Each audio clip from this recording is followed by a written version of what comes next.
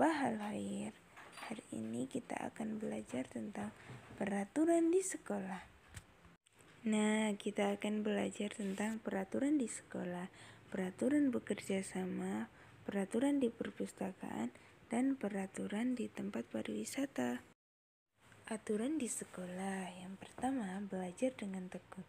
Yang kedua, berangkat ke sekolah tepat waktu. Yang ketiga, mengerjakan tugas. Yang keempat, menghormati guru. Dan yang kelima, menjaga ketertiban. Selanjutnya, aturan bekerja sama. Apa saja aturannya? Yang pertama, berdiskusi dengan tertib. Yang kedua, membagi tugas dengan adil. Yang ketiga, dilarang bertengkar akibat berbeda pendapat. Sesuai dengan sila keempat, jika ada perbedaan pendapat, kita akan mencari pendapat yang paling banyak disetujui. Yang ketiga, peraturan di perpustakaan. Apa saja aturannya? Yang pertama, menjaga kebersihan perpustakaan. Yang kedua, merawat buku yang dipinjam. Yang ketiga, merapikan meja dan kursi setelah digunakan. Yang keempat, dilarang makan dan minum. Yang kelima, dilarang ramai atau berisik. Jadi kalau kita ke perpustakaan, kita juga harus tenang. Karena perpustakaan tempat untuk belajar atau membaca buku. Selanjutnya, aturan di tempat rekreasi. Apa saja aturannya? Yang pertama, menjaga kebersihan lingkungan. Yang kedua, dilarang mengganggu hewan. Yang ketiga, tertib mengantri, misalnya mengantri tiket. Yang keempat, tidak main di tengah laut. Dan yang kelima, dalam pengawasan orang tua atau guru. Jadi, anak-anak tidak boleh bebas bermain sendirian, harus dalam pengawasan orang tua atau orang dewasa. Untuk selanjutnya yaitu materi bahasa Indonesia subtema 2, tema 2F.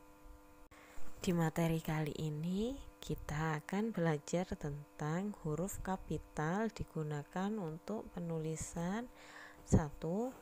Awal kalimat, 2. Nama hari dan bulan, 3. Nama orang, 4. Nama tempat, kota, atau negara. Contoh penulisan dari huruf kapital untuk awal kalimat bisa dibuka di halaman 48. Di halaman 48 ini bisa kita lihat beberapa contohnya. Yang pertama, pagi. P yang digunakan adalah huruf kapital. Kalimat berikutnya yaitu Laras dan Ulfa ingin belajar bagaimana cara merawat ayam. Huruf kapital yang digunakan adalah L karena Laras merupakan awal kalimat. Dan seterusnya. Anak-anak bisa berlatih mengerjakan di halaman 48, 50, 55, 74, dan 79. Contoh penulisan huruf kapital yang kedua adalah untuk nama hari atau bulan, nama orang, nama tempat, kota, dan negara. Bisa dibuka di halaman 81 sampai 82. Tempat hidup hewan dibagi menjadi 3, yaitu di darat, di air, serta di darat dan di air.